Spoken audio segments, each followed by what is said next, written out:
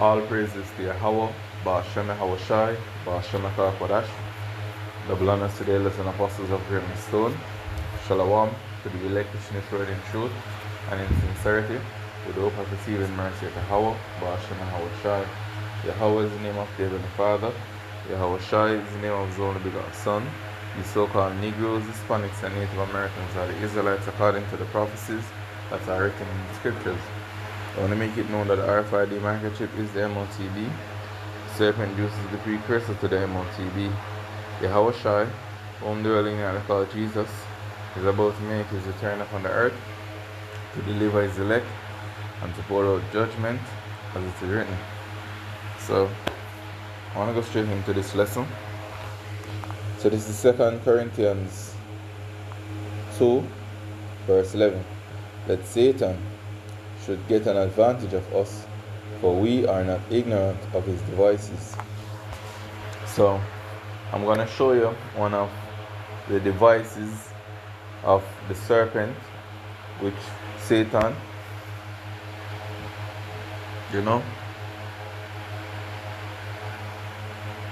that great deceiver. So we're going to show you one of his plans, the devices. So let's go straight into it. Straight into this clip. So this is Whitney Webb. She brings out a lot of good information. Anytime you watch any of our clips, she's very invested in this transition from this economy to the digital economy. How everything tie in, what's the plan of the elites, So I'm going to play this clip so you get a better understanding of it, because mainly this clip is to make you hear the informations that are being brought out, that's why I'm bring forward the precept first, because I'm not even want to, I'm not even want to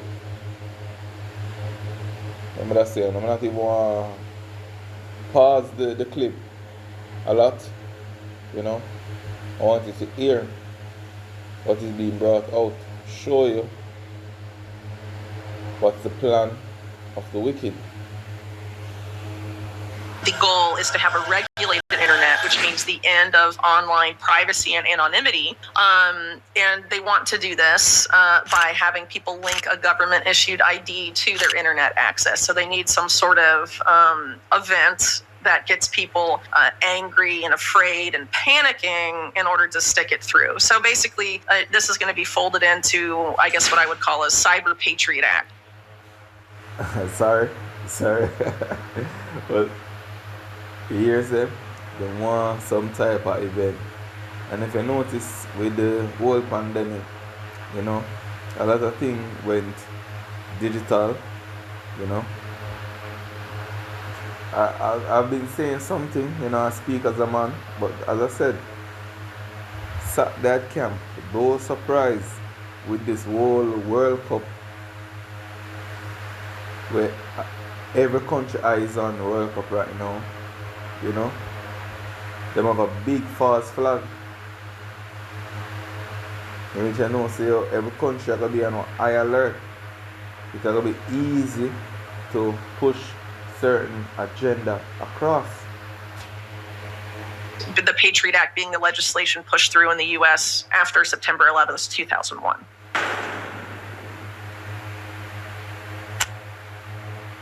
The government and the signals intelligence arm or intelligence agency of the government then has access to not just everything you're posting and writing online, but also everything you read and consume online. And everything you buy. And everything you buy. Totally. I mean, this whole push is completely related to ending financial anonymity and financial privacy as well. It's a completely interrelated thing. And I've done pretty extensive deep dives on this going back to probably like 2021. Because it's very tied up with how they're likely to force this regulated internet on the populace. Because they're not just going to be like, let's do this now. I mean, people aren't going to go along with it. So they need some sort of event that gets people angry and afraid and panicking in order to stick it through. So basically, this is going to be folded into, I guess, what I would call a Cyber Patriot Act. The Patriot Act being the legislation pushed through in the U.S. after September 11th, 2001. Right. A lot of which wasn't necessarily related to anything to do with 9/11, but was a huge power grab by the state taking advantage opportunistically of the panic after 9/11. So they need some sort of event like that to ram all this stuff through. But the plans have been on the books for a very long time, and it's not just the U.S., it's really everywhere. I mean, I think in the U.K. you have something called like the Online Safety Bill that's quite similar. We have so much stuff. We have so much stuff now. Yeah. So yes, we have the Online Safety Bill, which was the death of end-to-end encryption. But we've also had this week, Rishi Sunak come out and say he wants to restrict social media for anyone under 16 as well, which is entirely unenforceable. But it feels like I'm. Well, you have to link it then to your government-issued ID so they can verify what your age is. They have all these different excuses. Exactly. A lot of it, like the Online Safety Bill, they'll say, "Oh, it's about protecting children," but really, it's about ending encryption, which law enforcement in the UK and the US have been trying to do so hard for years and years and years. I mean, Bill Barr, who was Attorney General under Trump in the US, was like, that was his main policy goal, was to end encryption. And he talked about it all the time, but a lot of people didn't really pay attention, I guess. But in the UK, it's a similar push because, of course, as I'm sure you're aware, the UK national security state and the US national security state are very intertwined, specifically signals intelligence, the whole Five Eyes alliance, which is obviously includes more countries, but it's UK and US dominated, obviously. It's not like Australia and New Zealand are running the show there, you know?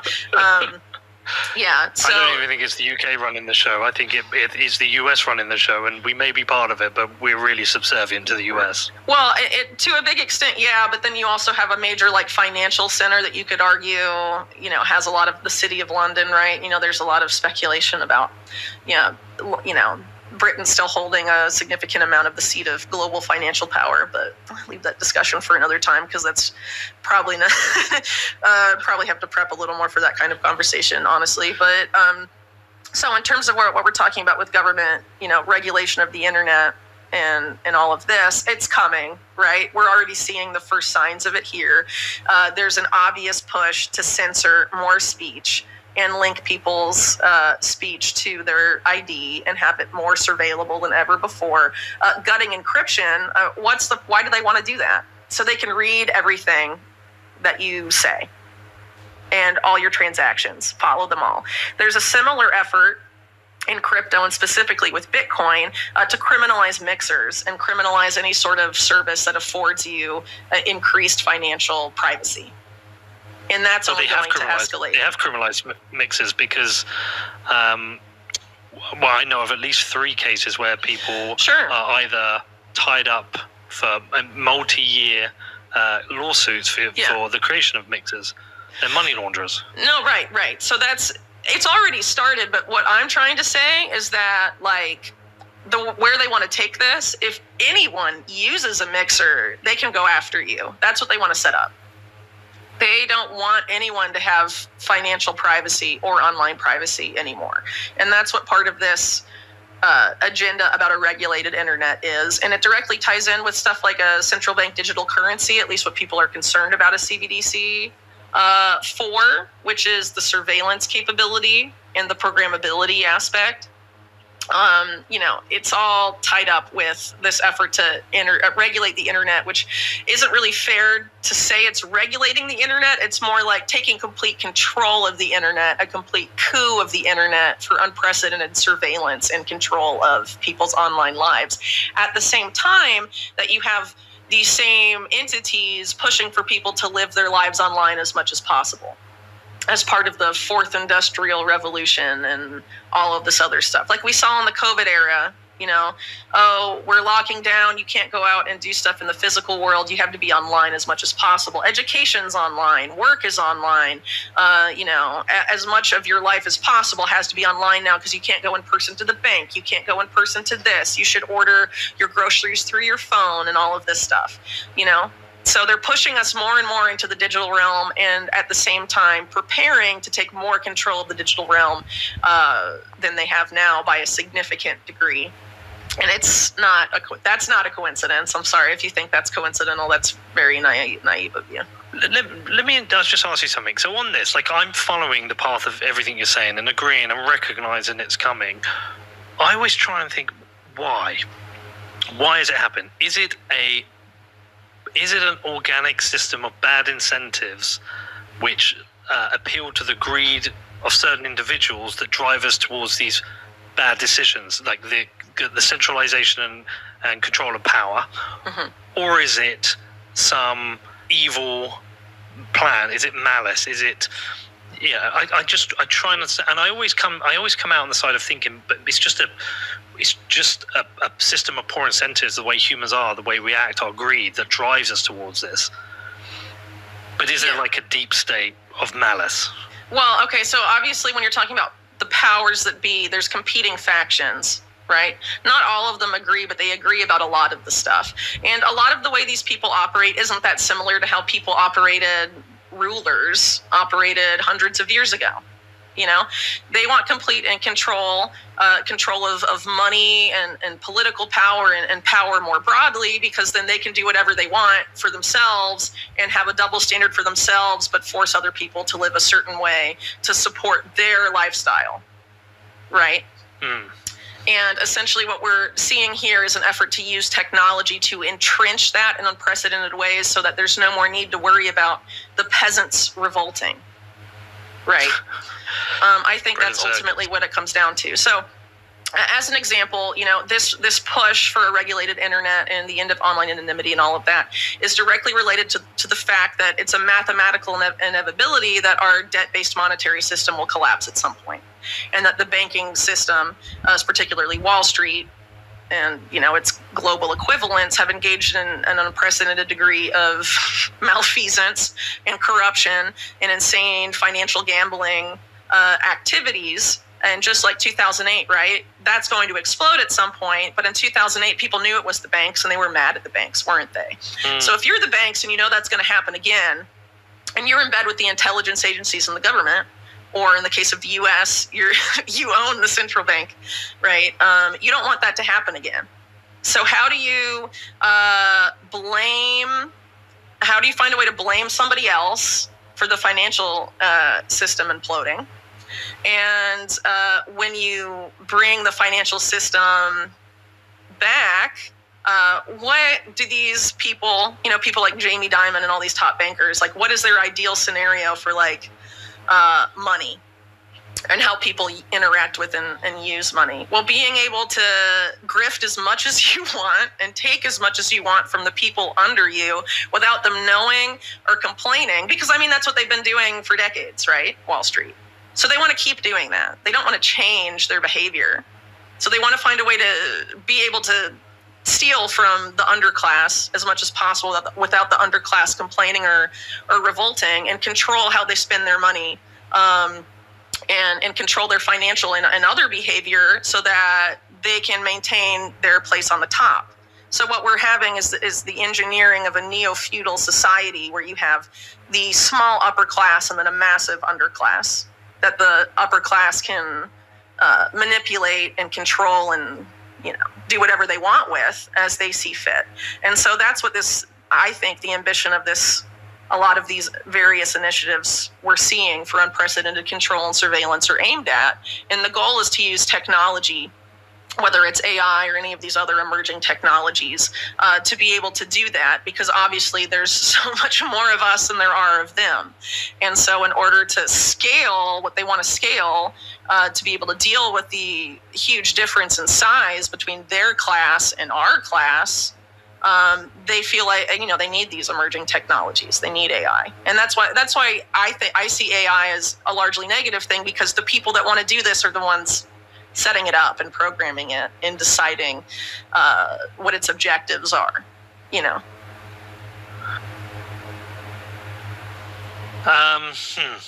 See, that takes a big shift, because, I mean, I definitely buy into a bad system of incentives. I do.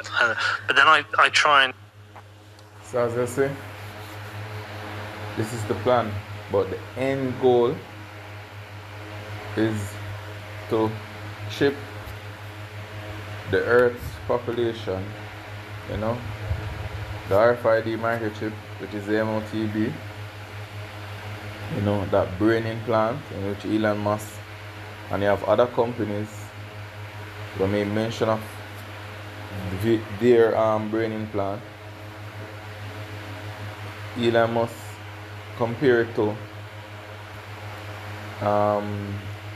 gifts as our Lord Yahushua, which the world called Jesus, because what did Yahushua do when he was walking the earth? Healing the blind, you know, so the blind could have see, the deaf could have hear, the dumb could have speak, the lame could have walk, you know. I heal people of various diseases, because he started to tell us him have nanotechnology that can monitor sickness in the body itself. People don't understand the times that they're in which Yahweh Shai have risen up men in these last days to declare the end of this world. Because the wicked have a short time to rule, as it is written in Job. And the Lord has got throw a monkey wrench in his whole plan. I will bring out that precept for a while if I can find it. Let's see. That's a long time I'll bring out that Job. And see if I'm still remembering these.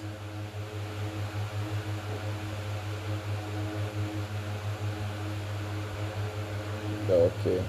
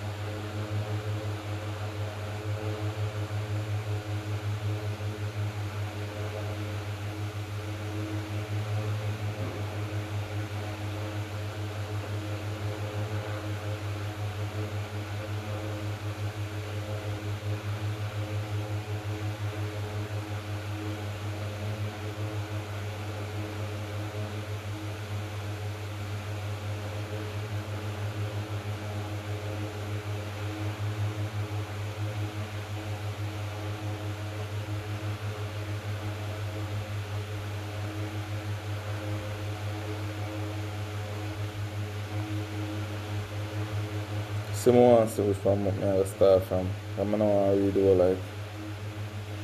So I might just jump from precept to precept. So this is Job 20. Verse 3.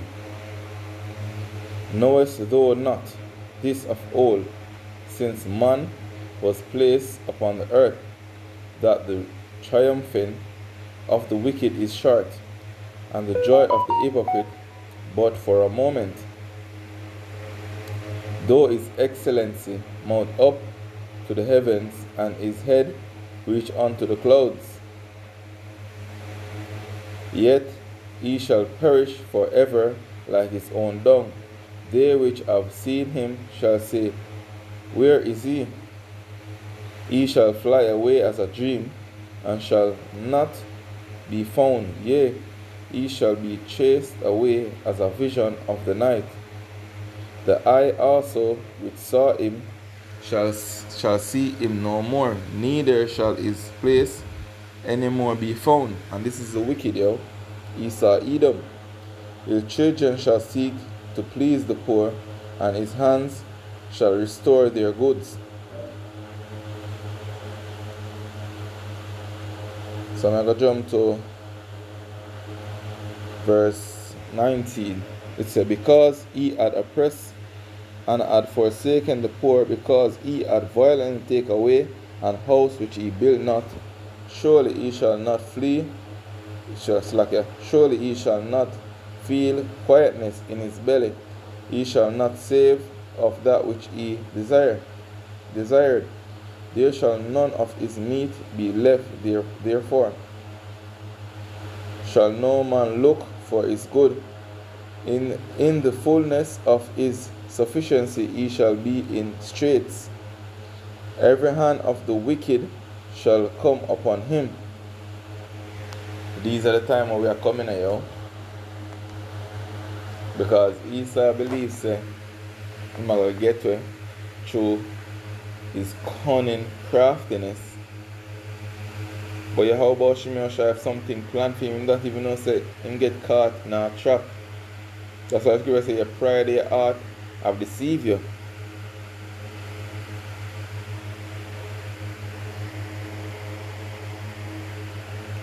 So let's continue. When he is about to fill his belly, God shall cast the fury of his wrath upon him, and shall rain it upon him while he is eating. So in the midst of him cause it all, both rich and poor, free and bond, to receive a mark in their right hand or in their forehead, when the majority of the earth population receive that mark and in believe say everything will go according to plan, the Lord will fling one big monkey wrench in it, yo.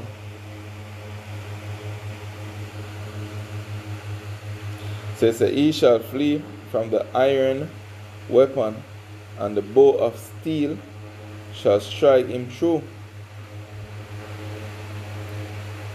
It is drawn and cometh out of the body, yea, the glittering sword cometh out of the gall. Terrors are upon him, all darkness shall be hid in his secret places. A fire not blown shall consume him, it shall go ill with him that is left in his tabernacle. It says, the heaven shall reveal his iniquity, and the earth shall rise up against him. The increase of his house shall depart, and his goods shall flow away in the day of his wrath. This is the portion of a wicked man from God, and the heritage appointed unto him by God. So, with that I want to say, Kalalal, Yahweh, Ba'ashem Hawashai, Ba'ashem Akar Kodash, Shalom.